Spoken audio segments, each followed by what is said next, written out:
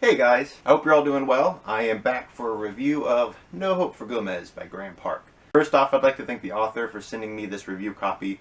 Really appreciate it. That was really cool of you, so just wanted to thank you for that. But without further ado, I'm going to just read the synopsis for you guys because the book is pretty different and I'm probably going to fail tremendously if I try to explain it in my own words. It's the age-old tale. Boy meets girl, boy stalks girl, girl already has a stalker, boy becomes her stalker.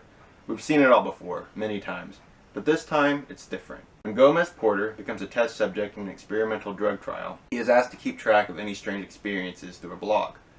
What Gomez isn't ready for is so many of his experiences suddenly seeming strange. The antique dealer trying to buy his old tax papers, his neighbor boiling salamanders on his balcony at midnight, the super sexy lab assistant who falls for him but is unable to express herself in terms outside the realm of science. But when one of the trial participants turns up dead and another goes missing, Gomez begins to fear for his life. No longer sure who he can trust and which of his experiences are real and which are merely drug-induced illusions, he decides it's time to go underground and work out a devious plan. So obviously, it's a pretty original plotline. It is a crazy, wacky, quirky, funny little book, and I highly enjoyed it. First off, our main character, Gomez Porter. I really liked him. He's kind of hard to describe because he's really not all together with it because of all the drugs that he's on, that he's testing. He's not always fully there. He has some strange thoughts and strange ideas, and it's really humorous to read what he's going through, and he's kind of not sure what's real and what's not.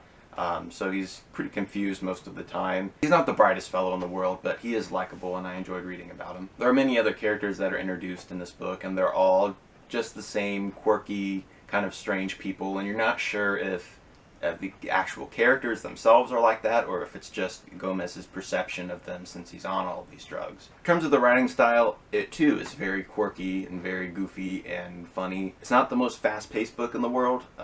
It took about 100 pages for me to really get into the story. I mean, there are a lot of moments where I'd start reading the story a lot quicker and then it would slow down a bit within those 100 pages. But I think it was exactly on page 100 where the story really picked up and I couldn't put the book down after that. I will say this is not a young adult book. It is adult because the main character, Gomez, is slightly older. It doesn't say how old he is. He could be in his 20s, he could be in his 30s.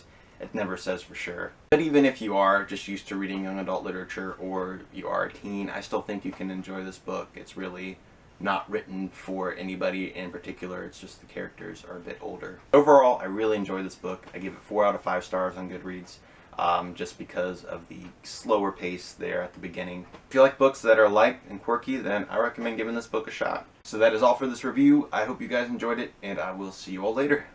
Bye.